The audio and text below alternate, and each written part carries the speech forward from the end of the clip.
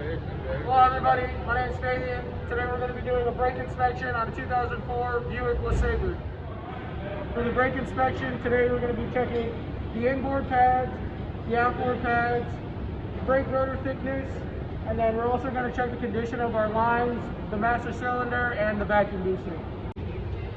Okay, so the first thing we're going to check is we're going to check the thickness of the brake pads. That's going to be the outboard pad and the inboard pad.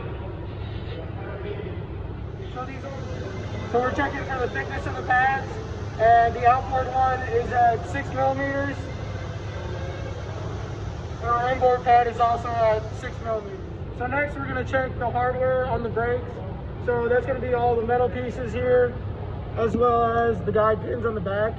You can see that they are well lubricated, as well as the hardware. So now we're going to check our rotor thickness using a brake micrometer. For specification, we're looking for anything bigger than 1.224 inches.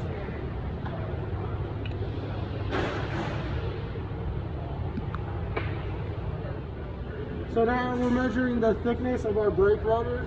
We've already looked it up on all data. This has to fall between, has to be thicker than 1.224 of an inch. And I already set up the brake micrometer and it has a reading on there already.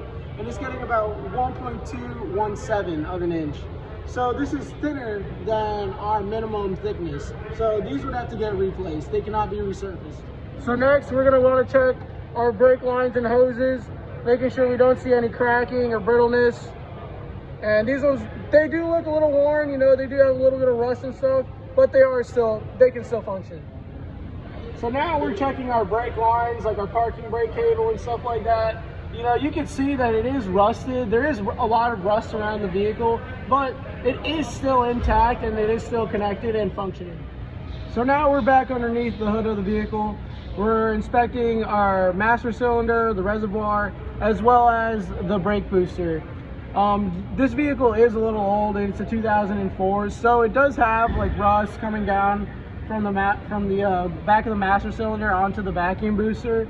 This could indicate that it had a leak at some point, but the problem was fixed because we're inspecting it now and we don't see anything leaking.